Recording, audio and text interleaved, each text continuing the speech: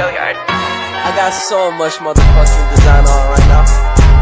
Break it down, bring it back, make it clap. I got 3 old thoughts, new block, where that thing. Bitches on my line, and you know. Assalamualaikum warahmatullahi wabarakatuh. Saya Muhammad David Ibrahim dari Prodi Sastra Indonesia Angkatan 23 dengan akhiran NIM 26 akan menjelaskan tentang wawasan Nusantara dan geopolitik. Istilah Nusantara berasal dari bahasa Sanskerta pada zaman Majapahit pada tahun 12 Masehi sampai 15 Masehi.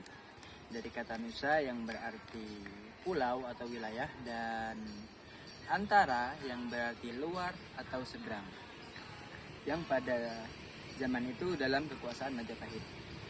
Seiring jalannya waktu, dinamika peradaban berubahlah menjadi kata Indonesia. Belum banyak orang yang mengetahui sejarah nama Indonesia berasal dari mana.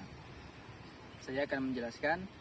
Kita dapat menemui sejarah Indonesia yang tercantum dalam buku Muhammad Hatta yang berjudul Politik Kebangsaan Ekonomi 1927 sampai 1977. Diawali dengan pemerintahan Belanda yang saat itu memberi nama Indonesia sebagai Hindia Belanda pada tahun 1602. Namun nama Indonesia terbentuk pada tahun 1850 karena waktu itu sering terjadi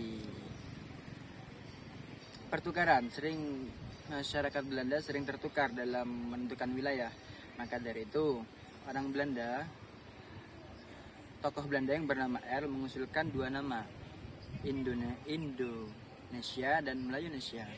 Tapi Logan memilih nama Indonesia dan merubah huruf U menjadi huruf O.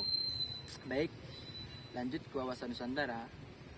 Wawasan Nusantara adalah cara pandang suatu bangsa tentang diri dan lingkungan didasarkan pada falsafah bangsa, posisi dan bentuk geografik serta sejarah bangsa itu sendiri.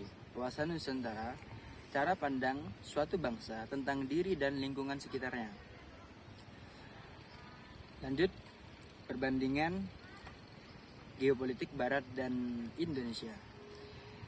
Geopolitik Barat yang pertama adalah negara sebagai organisme, yang kedua bangsa dan negara mengikuti hukum alam, menerapkan teori ekspansi wilayah, mengutamakan kekuatan senjata teknologi. Dan geopolitik Indonesia, negara merupakan wilayah integritas nasional yang terkait dengan kawasan regional dan internasional, anti ekspansi dan keseimbangan antara kekuatan senjata teknologi dan kekuatan sosial.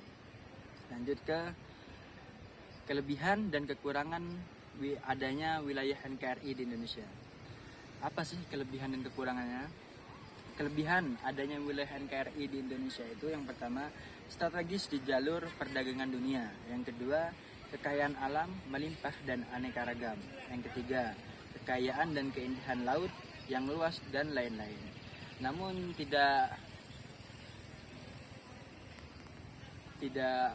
ada kekurangan di sini. Kekurangannya yaitu banyak lokasi rawan penyelundupan adanya wilayah NKRI ini. Yang kedua, banyak kawasan rawan bencana dan transportasi relatif sulit dan mahal dan lain-lain. Baiklah, sekian penjelasan tentang wawasan Nusantara dari saya.